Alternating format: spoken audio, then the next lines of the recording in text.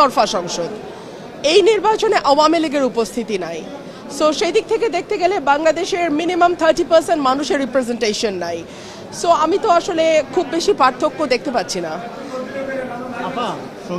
পার্থক্য দেখছেন নাকি? তারপরও তো আপনাদের যে দলে আপনি ছিলেন বিএনপি, সেই বিএনপি আপনার 49 প্রায় 50% ভোট তারা পেয়েছে, 50% মানুষের তারা ম্যান্ডেট পেয়েছে। সেটাকে আপনি কিভাবে দেখেন? সেখানে কি আপনি বলতে পারেন এত বছর পরে 20 বছর পর আপনার দল বা সেই বিএনপি ক্ষমতায় যাচ্ছে, এসেছে ক্ষমতায়, সেটাকে আপনি কিভাবে দেখেন? নিশ্চয়ই বিজয়ী দলকে আমি সবসময় অভিনন্দন জানাই, কিন্তু সেই সঙ্গে এটাও ভুলে গেলে চলবে না যে আমাদের 30% মানুষের কোনো রিপ্রেজেন্টেশন, মিনিমাম 30% মানুষের রিপ্রেজেন্টেশন যদি থাকবে না, সেটাও আমাদের মাথায় রেখেই সংসদটাতে বসতে হবে, চলতে হবে।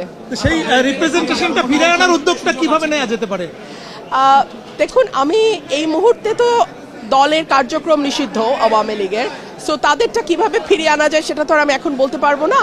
তাদের নির্বাচনে অংশ নেওয়ার সুযোগ যদি দেয়া হতো তাহলে দেখা যেত মানুষের ভোটেই যদি তাদের প্রত্যাখ্যানের ব্যাপার থাকতো, মানুষ তার ভোটের মাধ্যমে জবাব দিত।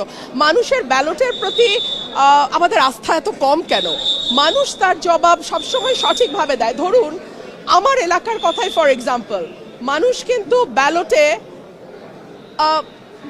প্রার্থী বেছে নিয়েছে এবং এই সুযোগটা মানুষকে দেওয়া উচিত বলে আমি মনে করি। এখন পর্যন্ত না।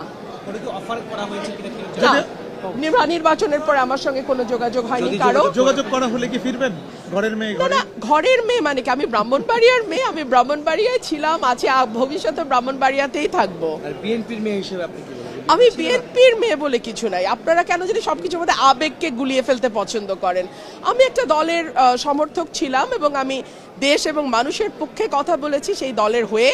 তারপরে আমাদের মধ্যে মতের মিল হয়নি, আমি সরে গেছি। এখানে আসলে আবেগকে নিয়ে আসবার কিছু আছে বলে আমার মনে হয় না।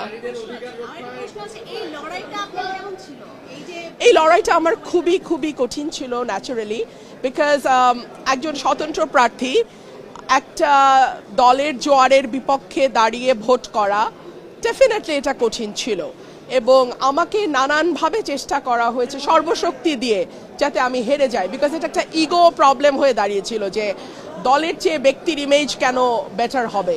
সো এক ধরনের ইগো ক্ল্যাশ তো ছিলই। সো এটা ডিফিকাল্ট। ওটা আপনারা দেখেছেন আপনারা তো দেখেছেন সবই। পার্লামেন্টে আপনার অবস্থান বক্তব্য কিরকম হবে বিগত দিনে? দেশের পক্ষে, মানুষের পক্ষে, সাধারণ মানুষের পক্ষে এবং বিশেষ করে আমার নির্বাচনী এলাকা সরাইল, আশুগঞ্জ এবং বিজয়নগরের একাংশ অত্যন্ত অবহেলিত, পিছিয়ে পড়া এবং প্রান্তিক মানুষ সেখানে বাস করেন। তাদের ভাগ্য এবং জীবন মান উন্নয়নে আমি সর্বাত্মকভাবে কাজ করব। নির্বাচনে নারীদের পার্টিসিপেশন একেবারেই কম ছিল, সেই জায়গা থেকে নির্বাচিত হয়েছে হাতে গোনা কয়েকজন। নারীদের নিয়ে আপনাদের ভূমিকাটা কেমন থাকে, নারী অধিকার নিয়ে? এটা তো আপনাদের উচিত বড় বড় দলের বড় বড় নেতাদের প্রশ্ন করা যে ওনারা কেন 0%, 3% এরকম করে নমিনেশন দেন। এই প্রশ্নটা বরং তাদেরকে করেন। Thank you.